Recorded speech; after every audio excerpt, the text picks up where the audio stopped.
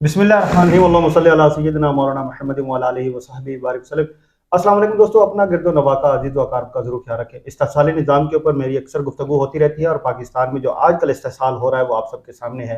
نہ صرف تعلیم میں بلکہ صحت، روزگار اور نوجوانوں کی جو امنگیں ہیں ان سب کے ساتھ استحصال ہو رہا ہے، اور بہت ساری ایسی چیزیں ہیں جو آپ کے سامنے جو ہے وہ رکھنا چاہتا ہوں۔ اسی سلسلے میں جو طبقاتی نظام ہے اور اس میں جو تعلیم کے ساتھ حشر ہو رہا ہے وہ آپ کے سامنے آج میں شیئر کرنے کے لیے حاضر ہوا ہوں۔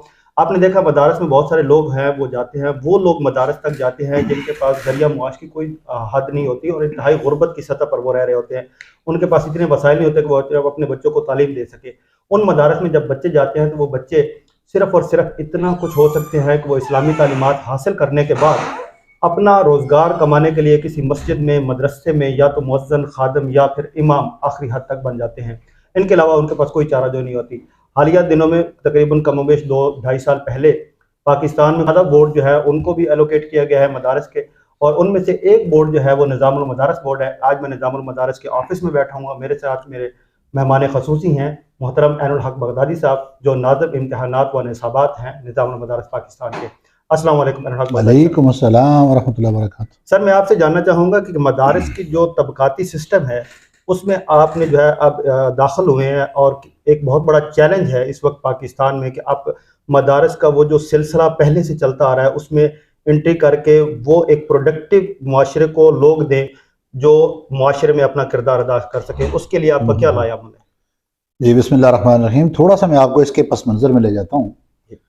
بنیادی طور پر آپ جانتے ہیں کہ برصغیر پاک و ہند میں بالخصوص جب برٹش گورنمنٹ یہاں پہ آئی اور انہوں نے وہ قابض ہو گئے یہاں پہ، تو وہ بڑی لمبی پھر پلاننگ کرتے ہیں مستقبل کے لیے۔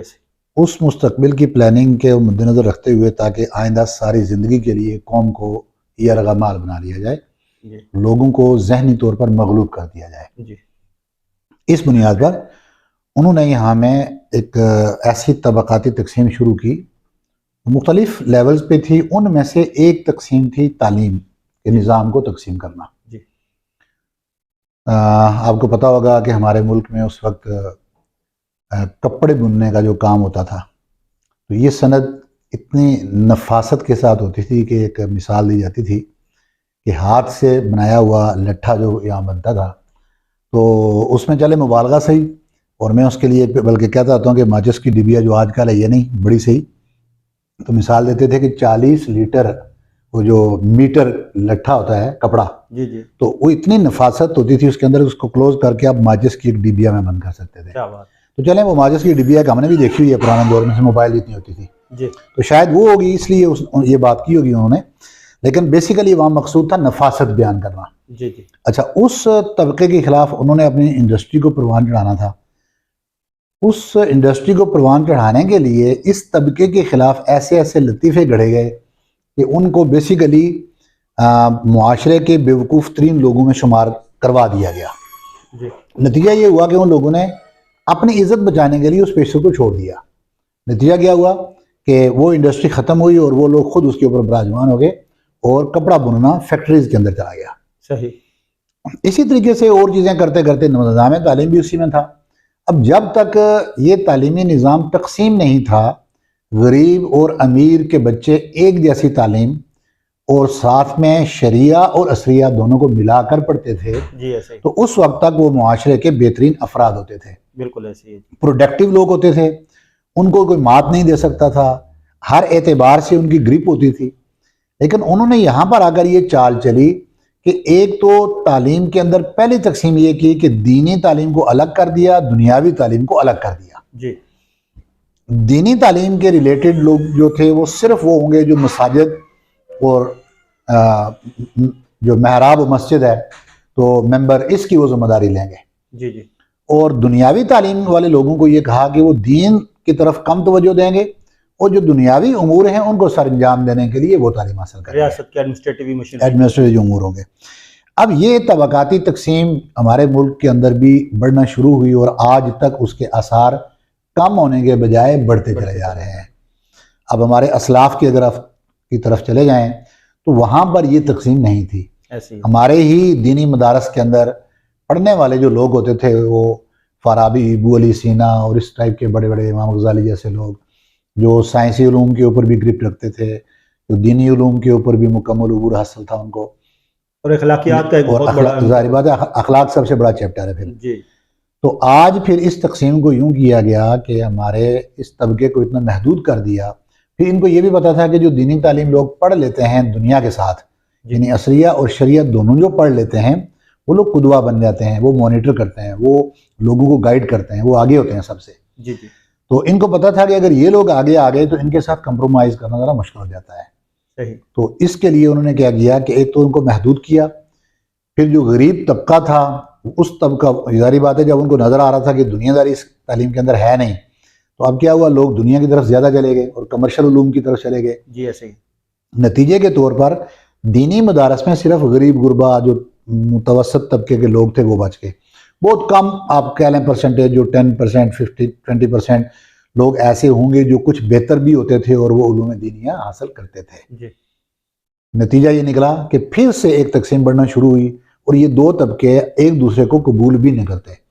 ایک ان کو کہتا کہ یہ تنگ نظر، متعصب اور ٹائپ کے لوگ ہیں، دوسری طرف وہ کہتے ہیں کہ یہ جدت پسندی کے نام پر دین اسلام کے لیے ایک دھبا ہیں اور یہ دین اسلام کو بدنام کرنے والے لوگ ہیں. تو وہ جنگ اور یہ کشمکش آج تک چل رہی ہے. پاکستان میں بھی یہ نظام جو چل رہا تھا، اس کے لیے 5 وفاق بڑے کام کر رہے تھے. اب اس کے اندر ایک نیا انقلاب آیا، پریویس گورنمنٹ کے اندر نئے وفاق بنے جن میں سے ایک نظام المدارس بھی ہے.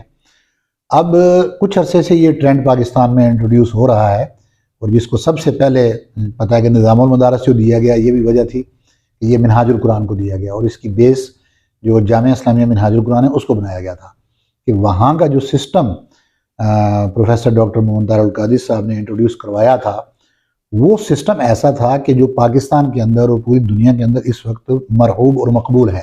جی بالکل ایسے. جہاں پر شریعہ اور عصریہ دونوں تعلیموں کو پڑھایا جاتا ہے، اور جہاں پر پڑھا لکھا طبقہ اور پیسہ خرچ کر کے دین کی تعلیم حاصل کرنے والا طبقہ متوجہ ہوا. آپ کو پتہ ہے یہاں پر لوگ فیسز دے کر اور وہ بھی بڑی فیسز دے کر پڑھتے ہیں، کوئی زکوٰۃ صدقات والا سسٹم یہاں پہ ہوتا نہیں. تو یہ بنیاد بنی کہ ایک نظام المدارس بورڈ ہمیں ملا کہ ہم بھی مدارس کے اندر اس سسٹم کو انٹروڈیوس کروائیں. تو اب الحمدللہ ہم نے بھی جو اپنا نصاب انٹروڈیوس کروایا ہے اس کے اندر عصریہ تعلیم بھی موجود ہے اور شریعہ بھی موجود ہے. میں یہاں پہ ایک دو چیزیں اگر آپ سے پوچھ لوں، جیسے آپ نے دیکھا ہے کہ مدارس جو ہیں، اور اسپیشلی جو یہ استحصالی نظام میں تعلیم کے ساتھ ہوا، میں تو اس کو کیٹاگرائز اگر کرتا چلو تو یہ کچھ ایسے بنے گی کہ اس کی 4-5 سٹیجیں بنائی گئی ہیں، پہلی، دوسری، تیسری، چوتھی، 5ویں. جیسے بھی کوئی اوپر والی ہے تو وہ جو ہے وہ رولنگ پارٹی اور وہ جو ہے ایڈمنسٹریٹو سارے معاملات دیکھ رہے ہیں. جو پسا ہوا طبقہ ہے، جن کے ساتھ استحصال ہوا ہے، وہ تو بالکل نظر ہی نہیں آتے ایجوکیشن میں، سسٹم میں. تو آپ نے زیادہ تر توجہ جو ہے یہ فوکس یا نظام المدارس جو آپ نے بورڈ لیا یا وفاق میں آپ شامل ہوئے، آپ کی یہی ایک توجہ تھی کہ ان لوگوں کو بھی جو ہے اس تعلیمی دھارے میں اور معاشرت میں اور معاشرے میں ایک اچھا جی بالکل آپ درست کہہ رہے ہیں. اصل میں دیکھیں نا، ایک صرف جو دنیاوی تعلیم حاصل کرنے والے لوگ ہیں وہ جب تمام ایڈمنسٹریٹو امور کے اندر اور دیگر طبقائے جو زندگی ہے اور ادارے ہیں مختلف، ان کے اندر اگر وہ سروسز اپنی دے سکتے ہیں، تو ایسا بندہ جس کے پاس دینی تعلیم بھی ہو اور دنیاوی بھی ہو، وہ بدرجہ اولا یہ کام کر سکتا ہے. جی. یعنی ظاہری بات ہے ڈبل ڈگری بھی ہو گئی، انفارمیشن بھی ان کی ڈبل ہو گئی، ان کے پاس کام کرنے کی استطاعت اور استعداد، کیپیسٹی بڑھ جاتی ہے دوسرے لوگوں کے مقابلے میں. جی. تو اس لیے ہم نے جو سسٹم انٹروڈیوس کروایا اس میں ہم نے لازمی قرار دیا کہ پرائمری سے لے کر آپ کی ساتھ میں matric, F A, B A, M A, جو دنیاوی ایجوکیشن ہے، تعلیم ہے، وہ بھی ہوگی. اور اس کے ساتھ ساتھ ابتدائی کلاس سے ہی ہم نے ایک نصاب انٹروڈیوس کروا دیا درسیات کا. یہ کمپلسری ہے، عصریہ اور دینیہ دونوں چلیں گے. پھر جب 5ویں پاس بچہ کرتا ہے وہ حفظ کرتا ہے اور ساتھ میں اسکولنگ 3 سال کی کرتا ہے. پھر حفظ جب ہو جاتا ہے اور 8ویں کلاس پاس کرتا ہے تو اس کے بعد اس کو ہم آگے لے جاتے ہیں. پھر وہ چلا جاتا ہے، یعنی کہ عامہ کی 2 سال کی کلاس ہوتی ہے، اور پھر ادھر سے وہ خاص میٹرک 2 سال کی، پھر خاصا 2 سال، اور پھر ایف اے ساتھ میں کرتے ہیں. تو یہ سسٹم اوپر تک چلا جاتا ہے اور پھر یہی جا کے ایم فل اور پی ایچ ڈی کرتے ہیں اور یہ معاشرے کے بہترین افراد بن جاتے ہیں. نصاب کے بارے میں تھوڑا آپ سے پوچھوں گا کہ وہ جو پچھلا اتنا پرانا نصاب اور اسی طرح کو وہ لے کر آ رہے ہیں، میں اس میں نصاب میں کیا چینجنگ کی اور کیسے وہ پروڈکٹیو؟ میں اس کو اختصار کے ساتھ چند ایک چیزیں عرض کر دیتا ہوں، کیونکہ اس کے اوپر کافی ساری ویڈیوز میں نے آلریڈی کی بھی ہوئی ہیں جو میرے اپنے فیس بک پیج پر پڑی ہوئی ہیں. جی جی. لیکن اس میں 2-4 چیزیں آپ کو بتا دیتا ہوں. اس میں مین چیز یہ ہے کہ نصاب کو کہتے ہیں نا کہ چیز وہ آپ کو فائدہ دے گی یا اسلحہ بھی آپ کو وہ فائدہ دے گا جو آپ لڑائی میں لے کر نکلیں گے، جو اس وقت کے آگے مقابلے میں لوگوں کے پاس ہوگا، اس کے مقابلے کی چیز ٹکر کی چیز ہو، ایسے ہی تو تب آپ کسی کا مقابلہ کر سکتے ہیں۔ اب نصاب بھی اگر آپ 200 سال 300 سال پرانی ضروریات کو مد نظر رکھ کر جو نصاب بنایا گیا، آج کے دور میں اگر آپ اس نصاب کے ذریعے وہ مقاصد حاصل کرنا چاہیں تو آپ حاصل نہیں کر سکیں گے۔ پھر اس نصاب کی وجہ سے، اور یہ جو طبقاتی تقسیم تھی، دوہی تھی، دینی تعلیم الگ اور دنیاوی الگ ہونے کی بنیاد پر، لوگوں میں کیا ہوا، یہ تقسیم اور بڑھتی چلی گئی، خلیج اور بڑھتی چلی گئی، پھر اس سے تعصب، تنگ نظری، نفرت اور یہ چیزیں پیدا ہونی شروع ہو گئیں۔ تو ہم نے ایک تو یہ کیا کہ اس نصاب کو آج کے تقاضوں کے مطابق اس کے ہم آہنگ کیا، اس میں ان مضامین کو بھی شامل کیا جو ہم معاشرے میں رہتے ہوئے معاشرے کے ساتھ ڈیل کیسے کرنا ہے، ہم نے دیگر مذاہب اور دیگر فرقوں کے ساتھ اور مسالک کے ساتھ ڈیل کیسے کرنا ہے، تو ان چیزوں کو اس میں شامل کیا۔ سب سے امپورٹنٹ چیز بھی یہ تھی کہ یہ برصغیر پاک و ہند کا خطہ وہ ہے جس میں دین اسلام جو پھیلایا، اس میں میجر رول جو تھا وہ صوفیہ کرام کا تھا، بالکل ایسے ہی۔ جبکہ جو درس نظامی کا ہمارا نصاب مروجہ اس وقت تک چل رہا ہے، اس کے اندر تصوف اس نصاب کا حصہ نہیں ہے۔ ہم نے امہات الکتب جو ہوتی ہیں نا، سورس بکس جن کو کہتے ہیں، تو ان کو نصاب اپنے کا حصہ بنایا، تصوف کی کتابوں کو۔ تو یہ ایک نظام المدارس کا بہت بڑا امتیاز ہے، تاکہ لوگوں کی فکر کے اندر وہ اعتدال آئے، ایکسیپٹنس آئے، کیونکہ صوفیہ کا کام ہوتا ہے وہ اپنی محفل میں ہر بندے کو قبول کرتے ہیں۔ تو ایسے ہی ہے کہ اگر اس فکر کو ہم نصاب اپنے میں دیں گے تو ہمارے پڑھے ہوئے لوگ بھی پھر ان کے اندر ایکسیپٹنس آئے گی، قبولیت آئے گی، نفرت پیدا نہیں ہوتی۔ لوگ براڈ مائنڈ ہوتے ہیں، وسعت، فکر کے اندر وسعت پیدا ہوتی ہے، ذہن کے اندر وسعت پیدا ہوتی ہے، دل کے اندر وسعت پیدا ہوتی ہے۔ اسی کے ساتھ ایک اور بڑی امپورٹنٹ جو چیز تھی وہ یہ ہے کہ تفسیر کو اس میں زیادہ سے زیادہ شامل کیا، کیونکہ قرآن پاک ہمارے کبھی بھی درس نظامی کے اندر یا کسی بھی اور چیز کے اندر اس کو ترجیح نہیں دی گئی، وہ تھوڑی سی مقدار میں وہ تفسیر یا اصول تفسیر سکھا دی جاتی ہے، جبکہ اس نصاب کے اندر زیادہ سے زیادہ تفسیر کو جگہ دی گئی ہے۔ اس کے بعد یہ تھا کہ دور جاہلیت کی شاعری ہمارے درس نظامی نصاب کا حصہ تھی، اور وہ شاعری ایسی ہے کہ جس کو ہم دوسرے لفظوں میں کہہ سکتے ہیں ننگی شاعری، ٹھیک ہے، جس کو آج کے دور میں بیان کرنا یا جس کا ترجمہ کرنا وہ پاسبل نہیں۔ ہاں، دور جاہلیت کی شاعری ہے نا ساری، جاہلیت سے مراد ہوا ہے جو اسلام سے پہلے کا دور تھا۔ اب وہ ظاہر ہے محاسن بیان کرتے تھے کسی کے، تو اس کے اندر پھر وہ بندے کو ننگا کر کے اس کے محاسن بیان کرتے تھے۔ تو اب ایسی شاعری آج کے دور میں بھی مسلمانوں کو اور دینی مدارس کے اندر پڑھائی جاتی تھی۔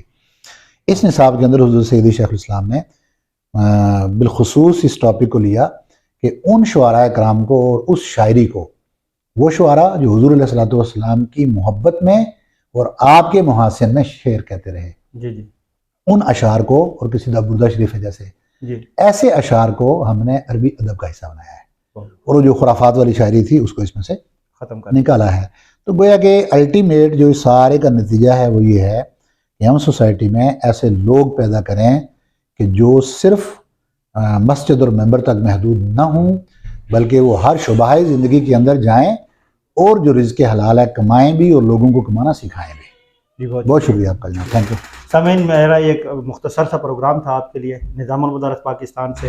امید ہے کہ بہت ساری چیزیں آپ کو کلیئر ہو گئی ہوں گی، اور اس ویڈیو کے بعد میں آپ سے چاہوں گا اجازت، اپنا اور اس چینل کا ضرور خیال رکھیں۔ مجھے دے اجازت، السلام علیکم۔